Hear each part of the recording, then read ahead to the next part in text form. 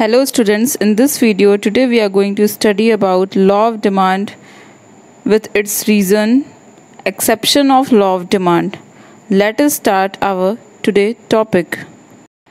Hello students, this is Deepti ma'am. Today we are going to start our next topic, law of demand.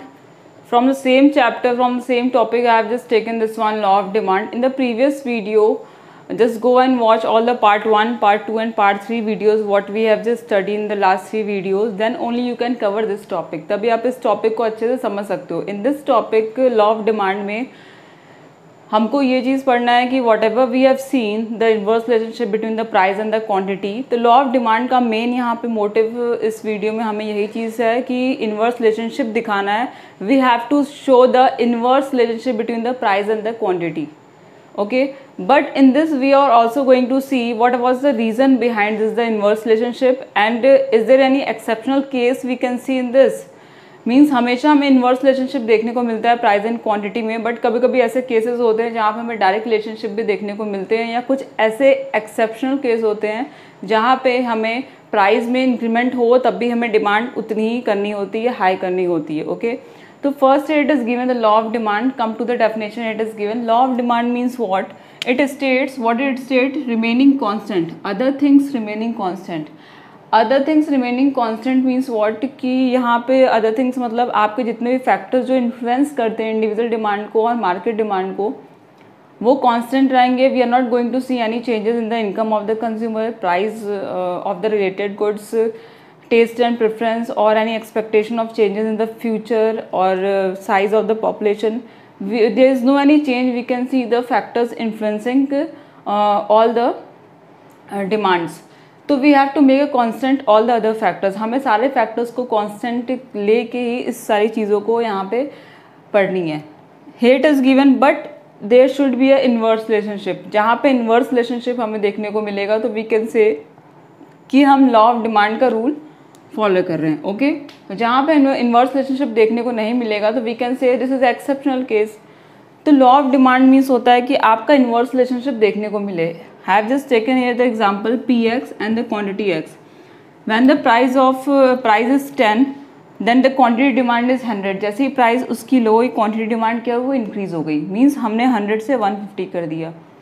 When the price of the commodity is 8 then the quantity demand is go much higher, it is 200. ये और quantity demand जो हमारी वो high हो गई. It means what कि जैसे जैसे प्राइस हमारी डिक्रीज हुई वैसे वैसे हमारी जो क्वांटिटी डिमांड है वो इंक्रीज यहाँ पे देखने को मिली. It shows the inverse relationship. यहाँ पे हमें कौन सा रिलेशनशिप देखने को मिल रहा है, इन्वर्स रिलेशनशिप. तो लॉ ऑफ डिमांड में वी हैव टू स्टडी, हमें यही चीज़ पढ़ना है कि इन्वर्स रिलेशनशिप ही देखने को मिलेगा. तो पहले तो हम रीज़न यहाँ पे पढ़ेंगे और कुछ अजम्पशन मान के चलेंगे. Assumption means what? अजम्पशन हम बोल सकते हैं कि हमें सारे जितने भी इनकम कंज्यूमर के होते हैं उसको उसमें कोई चेंजेस देखने को नहीं मिलना चाहिए. जितने भी रिलेटेड गुड्स हैं, नॉर्मल इन्फीरियर गुड्स, उसमें भी कोई चेंजेस देखने को नहीं मिलना चाहिए. Whatever the expectation we just expect for the future change in the price, there is no any change. कोई भी फ्यूचर प्राइस नहीं चेंज होने वाला है. तो all these should be constant. Then only we just cover the next topic. What is the reason कि demand curve sloping downward होता है. व्हाट इज द रीज़न कि there is a inverse relationship, क्या reason है. Is there any exceptional case. तो उस exceptional case को, उस रीज़न को हमें एक एक करके उस सारी चीज़ों को पढ़ने होंगे. Let us come to the next topic. Hit is given. Now here the question is arising, why does demand curve slope downwards. पहले हम इस क्वेश्चन को देखते हैं कि डिमांड कर्व जो है वो स्लोप डाउनवर्ड्स क्यों रहता है. It means in this form. Why in this form we can see the demand curve slopes downward? Because we all know there is a inverse relationship between the price and the quantity. Price increase होती है, demand जो है वो हमारा कम होता है. One by one we are going to see what is the reason behind this. Reason क्या है कि डिमांड कर्व हमें स्लोप डाउनवर्ड देखने को मिलता है. You can just note down this point also. This is very important. It will come into examination of 6 or 5 marks in the paper. Here it is given the 5 points. So it is very important. Now let us come to this one. Law of diminishing marginal utility. Law of diminishing marginal utility, I think we have already studied in the consumer chapter, in the consumer equilibrium chapter. In this we can see law of diminishing marginal utility में क्या होता है, जैसे जैसे हमारा consumption, जो हम consumption करते जाते हैं किसी भी कमोडिटी का या किसी भी चीज़ का, तो वैसे वैसे हमारी सेटिस्फेक्शन जो रहती है वो कम हो जाती है. मार्जिनल यूटिलिटी डिक्लाइन फॉर्म में देखने को मिलता है. इट मीन्स कि अगर हम किसी भी चीज़ का कंजप्शन करते जाएंगे या हमें किसी चीज़ की नीड है तो हमारी जो सेटिस्फेक्शन लेवल होगी वो एक टाइम पे वहाँ पे स्टॉप हो जाएगी एंड वो ज़ीरो हो जाएगी। हम लोग को ये सारी चीज़ें पता है।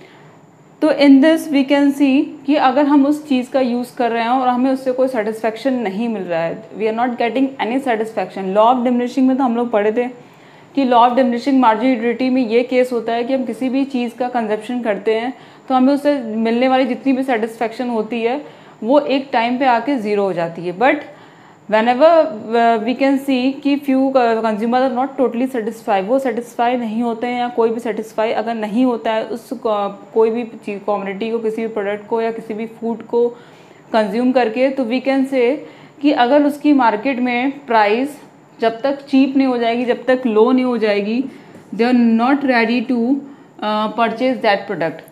मीन्स एक तो फर्स्ट हमें यहाँ पे डिसएडवांटेज देखने को मिल गया कि हमें उस प्रोडक्ट उस फूड से, we can take the example, we are using the we can say we are using the Maggi, then we can say we are not getting any satisfaction from the Maggi, but we just get the more satisfaction from the Yippee Maggi. But here it is given कि अगर हमें satisfaction मिल नहीं रहा है Maggi से, तो क्या अगर उसकी प्राइस आप कम कर दोगे तो वो वी कैन से कि वो हमारी मजबूरी रहेगी उस चीज़ को परचेज़ करने की। ओके, तो एक टाइम ऐसा आएगा कि अगर हमें डिसएडवांटेज यहाँ पे देखने को मिल रहा है कि हमें कोई भी चीज़ पसंद नहीं आ रही है, उसका हम कंजप्शन नहीं करेंगे, तो यहाँ पे तो एक डिसएडवांटेज है ही, लेकिन हम उस चीज़ का यूज़ कर सकते हैं। Maybe we can use, हम ना पसंद होते हुए उस चीज़ का यूटिलाइज कर सकते हैं व्हेन, जब उसकी प्राइस हमें कम देखने को मिलेगी। तो जब प्राइस हमें कम देखने को मिलेगी तो हम उसकी डिमांड क्या करेंगे, इंक्रीज कर देंगे। तो we can see there is inverse relationship, हमें यहाँ पे इनवर्स रिलेशनशिप देखने को मिल रहा है। तो ये एक रीज़न है law of diminishing marginal utility, हमारा रीज़न है कि डिमांड कर्व क्यों स्लोप डाउनवर्ड होता है। This is a first reason. Second reason, it is given substitution effect. Substitution effect में I told you when we are going to use one product in the place of the another, जब हम किसी एक product को किसी other product के place पे use करते हैं। If we can take the example of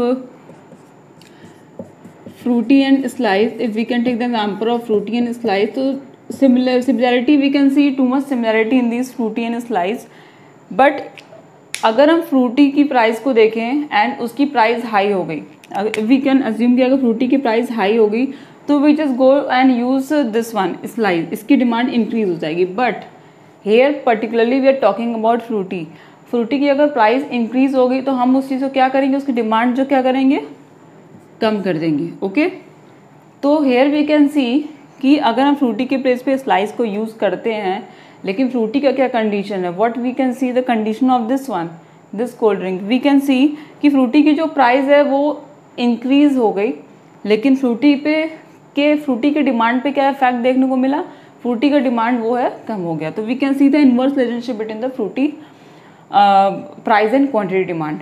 next it is given income effect, whatever the income effect, these two type of income effect we can see, real income होता है और एक होता है आपका money income.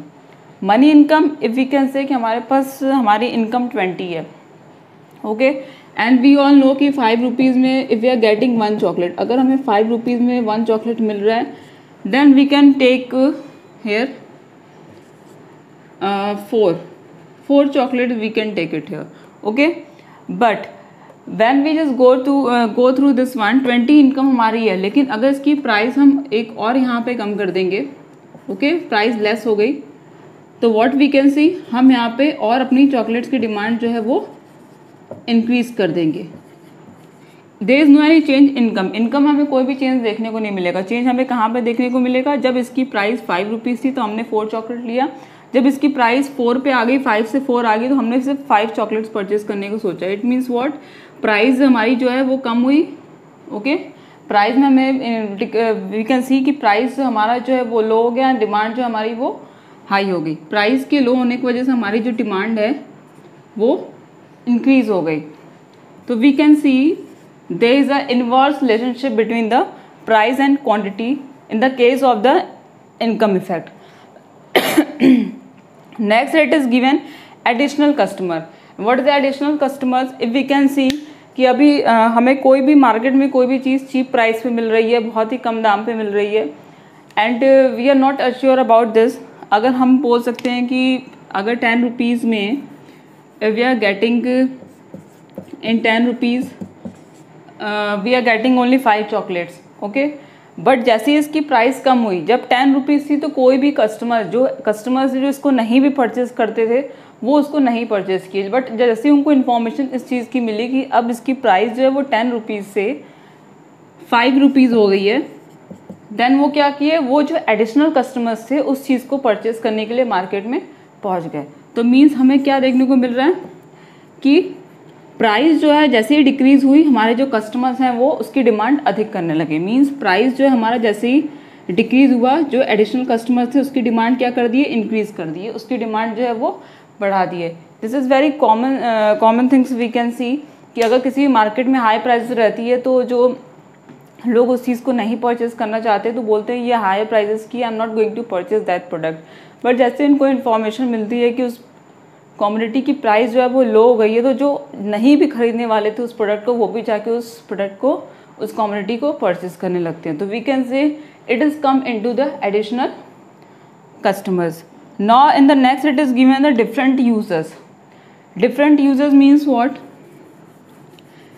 If I am just taking the example of this different users, if I am going to take the example of milk, okay, अगर हम यहाँ पे मिल्क का एग्जाम्पल ले लें तो मिल्क का जो है वो डिफरेंट यूज़ है। We can make from the milk curd, we can make from the milk tea, we can make the milk from, we can make coffee, और we can make, we can take the example of rasgulle also. But when the price of milk is high, okay, when the price of milk is high, we can say 40 rupees में we will just get only 1 liter milk, okay, in 40 rupees we can just get only 1 liter milk.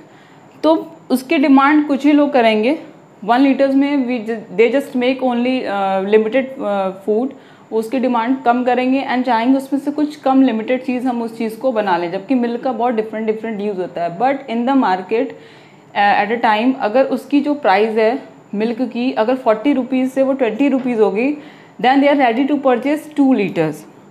20 rupees होगी, then they are ready to purchase 2 litre. तब क्या करेंगे, वो 2 litres purchase कर लेंगे। और जो चीज़ वो नहीं बनाना चाहते थे, they not taking interest in the other product कि उससे हम कर्ड बना लें या रसगुल्ले बनाए, तो वो क्या करेंगे, वो उस चीज़ को भी इंपॉर्टेंस देंगे एंड उसको भी बनाना स्टार्ट कर देंगे। क्यों? क्योंकि हमें मार्केट प्राइस में जब मिल्क की प्राइस हाई देखने को मिली तो हमने उसका यूटिलाइज़ कम किया, ओके, हमने उसका डिमांड कम किया। बट एट अ टाइम अगर उसकी प्राइस कम हो गई तो उसने क्या किया, उसकी डिमांड इंक्रीज़ कर दी। वही 1 लीटर मिल्क कंज्यूमर्स ने 2 लीटर लेना स्टार्ट कर दिया। तो these all the things is related to the price. अगर प्राइस कम है तो डिमांड हमारी अधिक होगी, प्राइस हाई है तो डिमांड जो है हमारी वो लो हो जाएगी, ओके। तो this is the reason behind the why does demand curve slope downward. But there is a case arising some time जहाँ पे हमें एक एक्सेप्शनल केस देखने को मिलता है एंड इन्वर्स रिलेशनशिप देखने को नहीं मिलता है। तो एक्सेप्शनल केस भी आपके एग्जाम में पूछते हैं, रीजंस भी पूछते हैं। तो reasons we have already discussed. Now come to the cases, the exceptional cases we can see in this demand curve sloping downward. Let us come to the next one. Next one, it is given the exceptional case. We have just seen the reasons. Now come to the exceptional case. We can see in the case to the law of demand. Law of demand में reasons we have already studied कि sloping downward क्यों होता है, क्योंकि वहाँ पे inverse relationship देखने को मिलता है। बट यहाँ पे एक एक्सेप्शनल केस भी हमें देखने को मिलता है जहाँ पे इन्वर्स रिलेशनशिप नहीं रहता है, और जहाँ पे इन्वर्स रिलेशनशिप नहीं रहेगा वो हमारा लॉ ऑफ डिमांड में उसकी इन्वॉल्वमेंट नहीं रहेगी, ओके। तो here it is given exception to the law of demand. First it is given status of symbols. What is the status of symbols? Status of symbols आपका यहाँ पे इस चीज़ को इंडिकेट करता है कि कुछ लोग होते हैं जिनका स्टेटस सिर्फ उनके, आप बोल सकते हो कि गोल्ड से उनको जाना जाता है या डायमंड से उनको जाना जाता है, कि वो उनकी परचेजिंग पावर एट लास्ट आके गोल्ड पे ही आती है, डायमंड पे भी आती है। कुछ पुरानी चीज़ें मीन्स वो कहते हैं कि मीन्स अगर इसकी प्राइस हाई होगी तो उस चीज़ को हम ही परचेज़ करें। मीन्स जो लोग शो ऑफ करने वाले होते हैं तो वो कभी भी चीप प्राइस के प्रोडक्ट नहीं परचेज़ करते हैं, वो हायर प्राइजेस की प्रोडक्ट ही परचेज़ करते हैं, क्योंकि उनको ये लगता है कि अगर हमने चीप प्राइस की प्रोडक्ट परचेज़ की तो ये हमारे लेवल का नहीं है। अगर हम रिच हैं, बहुत ही रिच फैमिली से बिलोंग करते हैं, we can take the example of the actors, तो वहाँ पे क्या चीज़ देखने को हमें मिलती है कि वहाँ पे they can purchase a Mercedes, Audi and whatever they are going to purchase a luxurious car. तो उनका एक उस चीज़ का स्टेटस बन जाता है कि हाँ इस पर्सन ने इसको डायमंड खरीदा, तो इसने गोल्ड खरीदा, तो इसने विंटेज कार्स खरीदे, तो वो उनका स्टेटस बन जाता है, वो उस नाम से फिर जाने जाते हैं। या उनको हम बोल सकते हैं कि हाँ ये मिडिल क्लास वालों का क्या है कि हम लोग कोई भी चीज़ परचेज या गोल्ड डायमंड डायरेक्टली परचेज नहीं कर सकते, we can take a time. But वो लोग जो रिच लोग होते हैं, जिनका स्टेटस रहता है, जिनकी रेपुटेशन रहती है कि उनको ये चीज़ ही सूट करता है, तो वो शो ऑफ करने के लिए वो अच्छी से अच्छी चीज़ खरीदेंगे जिसकी प्राइस हाई रहेगी। तो it means they are not going to observe कि उसकी प्राइस कम होगी, वो उस चीज़ का वेट नहीं करते हैं कि एक टाइम पे उसकी प्राइस कम होगी। तो वो क्या करते हैं, अगर प्राइस उसकी इंक्रीज रहेगी तब भी उसकी डिमांड वो इंक्रीज करेंगे। ओके, तो we can see the status of symbols, अगर प्राइस इंक्रीज रहेगी तो डिमांड भी हमारी इंक्रीज रहेगी। तो यहाँ पे हमें डायरेक्ट रिलेशनशिप देखने को मिल रहा है, there is no any inverse relationship we can see in this. तो we can not say this is come into law of demand, this is a exceptional case. Next it is given necessities. Necessities means what? Necessities means when we are going to the market and we need to purchase a medicine. तो medicine means अगर किसी की तबीयत बहुत ख़राब है तो that person will go and purchase a medicine. वो इस चीज़ को नहीं सोचेगा कि मेडिसिन की प्राइस जब कम होगी तब मैं अपना उस चीज़ का इलाज करूँगा। No, they just go and purchase that medicine. उस मेडिसिन को वो परचेज करेगा भले उसकी प्राइस जो है वो हाई रहे। तो मेडिसिन में वी कांट गो एंड सी कि प्राइस कम होने का हम वेट करेंगे। जो चीज़ इमरजेंसी वाली, जो चीज़ ज़रूरी है, हम उस चीज़ को ज़रूर परचेज करेंगे। तो अगर मेडिसिन की प्राइस हाई है तो देन उसकी डिमांड भी हाई होनी ही है, हम उसके कम होने का वेट नहीं कर सकते। Okay, next it is given given goods.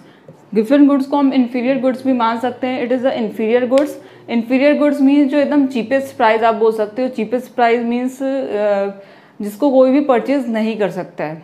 Okay, तो उसकी प्राइस जो है वो हाई भी हो जाएगी तब भी उस चीज़ को कोई परचेज नहीं करेगा। इट मीन्स उसकी प्राइस लो रहती है तो उसका डिमांड भी लो रहेगा। No one is going to purchase that product. Given goods को, चीप प्रोडक्ट्स को कोई भी परचेज नहीं करना चाहेगा। उसकी प्राइस अगर लो भी हो जाएगी तब भी डिमांड जो है उसकी कमी रहेगी। ये नहीं कि अगर उसकी प्राइस अधिक हो गई तो वो सोचेंगे उसमें कुछ चेंजेस हमें गिवन गुड्स में देखने को मिलेगा। No, there is no any changes. उसका जो भी क्वालिटी रहेगा वो एज इट इज़ रहेगा, उसकी डिमांड भी डिक्रीज हमें देखने को मिलेगी। आप प्राइस में कोई चेंजेस करो या ना करो, प्राइस अगर कम भी कर दोगे, अगर उस चीज़ को आप 2 रुपीज़ में भी सोल्ड आउट करोगे तब भी आपकी डिमांड जो है वो कम ही रहेगी। ओके, तो we can see it is given the direct relationship. तो डायरेक्ट रिलेशनशिप हमें यहाँ देखने को मिल रहा है। तो this is a exceptional case, we can not take it as a inverse relationship. Law of demand, law of demand में हमें इनवर्स रिलेशनशिप देखने को मिलता है, बट इसमें हमें एक्सेप्शनल केस में डायरेक्ट रिलेशनशिप देखने को मिल रहा है। Okay, next it is given fashion related goods. Fashion related goods कि all are just become to wear the different different types of cloth. सब लोग चाहते हैं कुछ डिफरेंट क्लोथ्स पहने, कुछ डिफरेंट चीज़ें पढ़ें, कुछ फैशन में जो भी चीज़ें आई हैं हम उस चीज़ को परचेज करें। भले उसकी प्राइस अधिक हो, भले उसकी प्राइस हाई हो, हमारे बजट्स के बाहर हो, बट उसकी प्राइस कम नहीं होती है। सब लोग कभी कभी प्राइस पे भी डिपेंड होता है कि अगर प्राइस उस कमोडिटी की अधिक है तो मे बी वो हमारे लिए जो गुड्स होगी, जो भी प्रोडक्ट होगा वो बहुत ही क्वालिटेटिव होगा, बहुत अच्छी क्वालिटी का होगा। ओके, तो through the price they just go and purchase that product. उसकी क्वालिटी वो जानने की कोशिश भी नहीं करेंगे और उस प्राइस के अकॉर्डिंग उसको परचेज कर लेंगे। मीन्स अगर ये एक्सपेंसिव प्रोडक्ट है तो हमें उस प्रोडक्ट को परचेज करना ही है। तो फैशन की जो भी चीज़ें आती हैं तो बहुत लोग उसकी डिमांड अधिक करते हैं कि ये फैशन में आया तो हम इस चीज़ को परचेज कर लेते हैं। तो प्राइस अगर उसकी अधिक भी रहेगी तब भी लोग उसको परचेज करेंगे। Okay, next it is given fear of shortage. Fear of shortage means if we can take the example of this covid, तो वी कैन सी कि फर्स्टली हम लोगों ने डिसाइड कर लिया था कि ये सारी चीज़ें हम लोग परचेज कर लेंगे। Maybe due to lockdown we are not going to purchase the product what we want to desire for the future. तो हम लोग प्रेजेंट टाइम में वो सारी चीज़ें परचेज कर लेंगे, फ्यूचर का वेट हम लोग नहीं करेंगे। तो कोविड की वजह से हम लोग क्या करते हैं, जितनी भी हम लोग की एमरजेंसी चीज़ें होती हैं, नेसेसिटीज़ होती हैं, हम लोग उसको परचेज कर लेते हैं कि मे बी फ्यूचर में उसकी शॉर्टेज हो जाए, हमें वो बाद में वो चीज़ ना मिले। तो इट मीन्स व्हाट कि प्राइस उसकी जितनी भी होगी प्रेजेंट टाइम में, जबकि हमें ये चीज़ मालूम है कि फ्यूचर में वो चीज़ हमें नहीं मिलने वाली। तो अगर प्रेजेंट टाइम में उसकी प्राइस अधिक भी होगी तब भी हम उस प्रोडक्ट को अधिक होने के बावजूद भी हम उस प्रोडक्ट को परचेज कर लेंगे। तो प्राइस अगर इंक्रीज हुआ तो डिमांड भी हमारी इंक्रीज हो जाएगी। We are not waiting for कि जब कब उसकी प्राइस कम होगी, प्राइस जब तक कम होगी वो मार्केट से हट चुका रहेगा वो product. Next it is given ignorance or irrational judgment. Ignorance and irrational judgment, we can take the example of ourselves when we go to the foreign. अगर हम कहीं भी फॉरेन में जाते हैं, कोई भी चीज़ परचेज करते हैं, तो हम लोग फॉरेन के नेम पे कोई भी चीज़ परचेज कर लेते हैं, भले वो हमारे बजट में हो या ना हो। हम लोग इस चीज़ को मान लेते हैं कि फॉरेन का प्रोडक्ट है तो अच्छा ही होगा। तो प्राइस का जो ओरिजिनल प्राइस होता है, अगर वो हमें कुछ इंक्रीज करके या उस प्राइस को बढ़ा के भी दिखाएंगे तो हम एग्जैक्टली जो ओरिजिनल प्राइस है वो हम लोग को मालूम नहीं पड़ती है। तो हम लोग क्या करते हैं, उस प्रोडक्ट को फॉरेन के नाम पे परचेज कर लेते हैं। तो ये होता है इरेशनल जजमेंट, जिसमें हम क्वालिटी को नहीं देखते, हम सब उसके नाम को देख के उस प्रोडक्ट को, उसके प्राइस भले हाई हो बट उस नाम को, उस चीज़ को देख के हम उस प्रोडक्ट को परचेज कर लेते हैं। इट मीन्स व्हाट कि we can take the example of when we are go to the foreign. अगर हम फॉरेन में जाते हैं, अगर वहाँ पे कोई भी चीज़ हमें, जो यहाँ पे इंडिया में हमें जीन्स 1500 की मिलती है, वो फॉरेन में हमें 4500 की मिलती है। भले सेम क्वालिटी हो लेकिन हम उस चीज़ को प्रेफर कर लेते हैं, हम उस चीज़ को परचेज कर लेते हैं। हम लोग उसकी क्वालिटी भी नहीं चेक करते हैं, हम उसका कोई जजमेंट भी नहीं करते हैं, बट एक टैग लगा रहता है कि we have just purchase this from the foreign side, foreign से हमने उस चीज़ को परचेज किया है। इट मीन्स व्हाट कि फॉरेन के प्रोडक्ट जो है हमारे लिए बहुत ही बेनिफिशियल है, बहुत ही वी कैन से रेपुटेटेड है, no need to express anything. तो दिस इज अ कि प्राइस अगर उसकी इंक्रीज है कितनी भी हो, फॉरेन के नाम पे हम उस प्रोडक्ट को परचेज कर ही लेंगे, तो उसकी डिमांड भी जो रहेगी वो इंक्रीज हो जाएगी। तो here we can see reason and the exceptional case. हमने रीज़न भी देख लिया कि डिमांड का क्यों स्लोप डाउनवर्ड होता है, एंड एक्सेप्शनल केस भी देख लिया। एक्सेप्शनल केस जितने भी हैं उसमें डायरेक्ट रिलेशनशिप देखने को मिलता है, एंड जितने भी रीजंस उसमें इन्वर्स रिलेशनशिप देखने को मिलता है। तो in the examination if the question is arising, question पूछता है आपका कि डिमांड कर्व क्यों स्लोप डाउनवर्ड की तरफ रहता है, तो you have to always give the answer in one line, and the reason जो मैंने आपको बताया वो भी बता देना कि इन्वर्स रिलेशनशिप रहता है प्राइस और क्वांटिटी में, इसलिए हमें डिमांड कर्व जो स्लोप से डाउनवर्ड के फॉर्म में देखने को मिलता है। तो this is our today topic. ये हमारा टुडे टॉपिक्स जितने भी सारे थे हम लोगों ने पढ़ लिया है। इसमें लॉ ऑफ डिमांड पढ़ा है, एक बार उस चीज़ का शॉर्ट में रिवाइज कर लेते हैं। लॉ ऑफ डिमांड में ये चीज़ देखना बहुत ज़रूरी है कि प्राइस और क्वांटिटी में इन्वर्स रिलेशनशिप होना चाहिए, एंड जो हमारे अदर्स फैक्टर्स हैं वो कांस्टेंट होने चाहिए, उसमें कोई भी चेंज हमें देखने को नहीं मिलना चाहिए। जो भी इन्वर्स रिलेशनशिप है वो हमारे लॉ ऑफ डिमांड में आएंगे, जो भी इन्वर्स रिलेशनशिप नहीं है वो हमारे एक्सेप्शनल केस होंगे। Like this you can note down the exceptional case also, आप इस चीज़ को नोट डाउन भी कर सकते हो by pausing the videos. Okay, तो this is our today topic. In the next class we are going to study about the movement and shift of the demand curve. Okay, so thank you class for today.